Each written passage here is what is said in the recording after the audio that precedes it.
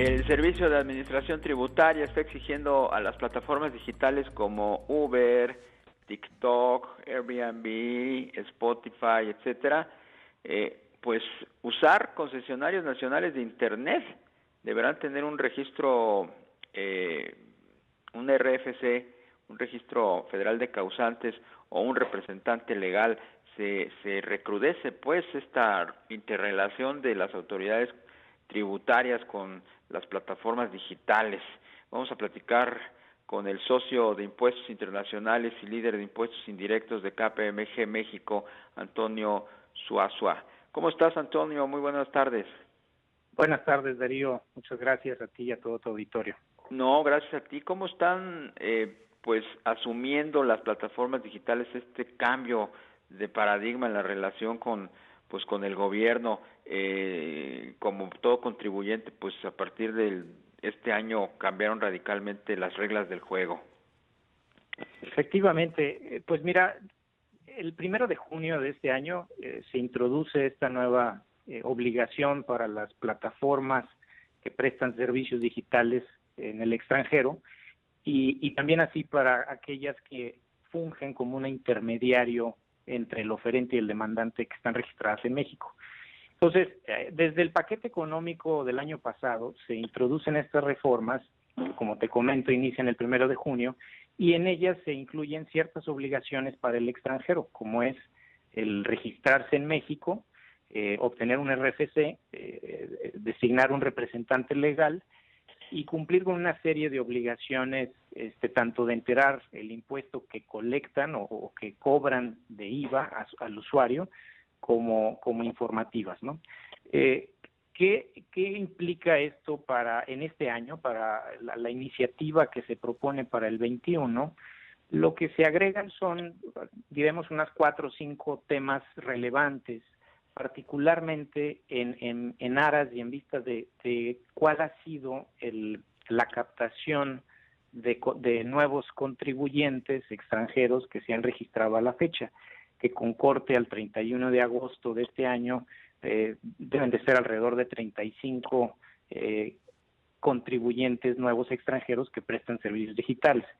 Entonces, en este sentido, la autoridad lo que propone en esta iniciativa es que con 2 o 3 mecanismos, entre ellos uno particularmente con la intención de captar más extranjeros que se registren, que el intermediario, en este caso plataformas donde está el oferente y el demandante, esas plataformas de intermediación actúen como agente retenedor del total del IVA que tienen que cobrar, de tal manera que el extranjero ya no tendría que registrarse y obtener un RFC y designar un representante legal, etcétera, ¿no? Entonces, eso es una facilidad administrativa tanto para el extranjero, porque se evitan costos de registro y de cumplimiento, y para el fisco representa una captación potencialmente mayor, porque de tal forma a quien estarían fiscalizando son a los intermediarios, ¿no? Exactamente. Antonio, buenas tardes, te saluda Rogelio Varela. Hola, Rogelio. ¿Se tiene alguna idea, Antonio, de cuánto o qué tan importante será la recaudación a estas aplicaciones tecnológicas para el fisco mexicano? Pues mira, en 2020 se contemplaba alrededor de 4,300 millones de pesos, desde el año pasado. Entonces, eventualmente, conforme el desarrollo de esta o la implementación de esta reforma, así como potencialmente la mayor demanda que puedan tener estas plataformas, pues eventualmente podría aumentar. No hay un dato exacto y solamente son estimaciones, ¿no? Antonio, tú que tienes más cercanía con estos contribuyentes, con las plataformas digitales, ¿cuál dirías tú que es la postura y la percepción que tienen de este cambio de reglas y sobre todo, pues, de los mensajes no muy amigables que la autoridad fiscal les ha enviado, como eso de desconectarlos si no cumplen con sus obligaciones? Correcto.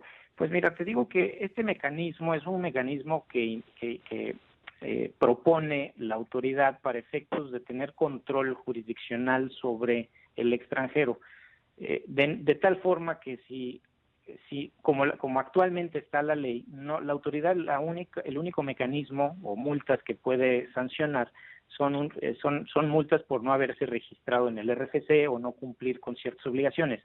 Sin embargo, la autoridad requiere de otros elementos como es el que mencionas, que tampoco es nuevo. El año pasado en el paquete económico se propuso, muy similar a lo que este año se vuelve a proponer. Y bueno, eso es un mecanismo nuevamente de control para efectos de tener o obligar más bien al extranjero a que cumpla, se registre y finalmente cobre ese IVA que actualmente no se está cobrando, ¿no? Claro. En el caso, Antonio, de los trabajadores que pues pertenecen a toda esta industria creciente de las plataformas digitales, ¿hay algún cambio fiscal? No, ahorita únicamente se prevén, como les menciono, alrededor de 4 o 5 temas importantes, como es el tema de las sanciones que comentamos, como es el tema también de que el intermediario actúe como un agente cobrador o retenedor del IVA, y así como eso hay un par más, pero es un tema más enfocado a la parte de cumplimiento o administrativo, pero meramente para las plataformas. Es, digamos, que una posición justa la que adopta la autoridad fiscal. Esto lo hacen las plataformas digitales en referencia o de referencia en el resto del mundo, o dirías que en México el SAT está excediendo sus facultades. No, yo te diría, mira, hay alrededor en el mundo que han implementado un mecanismo similar en IVA, en impuestos indirectos para servicios digitales. Estamos hablando de alrededor de 80 países en la actualidad. De esos 80 países, cada país tropicaliza o ajusta, digamos, sus reglas para efectos de tanto cobrar el IVA como cumplir con todas sus obligaciones, tanto para las plataformas como para las personas que interactúan en ella. Entonces, yo te diría que los mecanismos que se presentan finalmente es nuevo. A nivel mundial tendremos quizá 4 o 5 años que los países están implementando mecanismos de control similar y que están cobrando impuestos sobre el uso de servicios digitales, y eventualmente veremos cómo se van desarrollando, y obviamente con ello que las autoridades fiscales van ajustando también esos mecanismos en función de qué les funciona más para efectos de recaudación. Exactamente. Antonio, ahí tú consideras que pues las empresas que están en este sector podrán pues, adaptarse con facilidad a estas nuevas reglas, o necesitarán algún tiempo, como se dio en el pasado, que se les dio una prórroga. Correcto. Yo te diría que particularmente para la propuesta del 21 no se contempla ningún procedimiento que pudiera ser complicado para las plataformas. Sin embargo, lo que sí puede suceder es que en el caso de plataformas de intermediación, que bajo este supuesto de que tendrán que actuar como un agente retenedor, tendrán que agregar o analizar caso por caso sus modelos de negocio y cómo eso implica, aplicar esta nueva obligación de actuar como un agente retenedor en su misma operación. Pero eso ya lo vienen haciendo a partir de junio 1 de este año. Digamos, es un complemento o es un ajuste a las medidas que ya se habían implementado.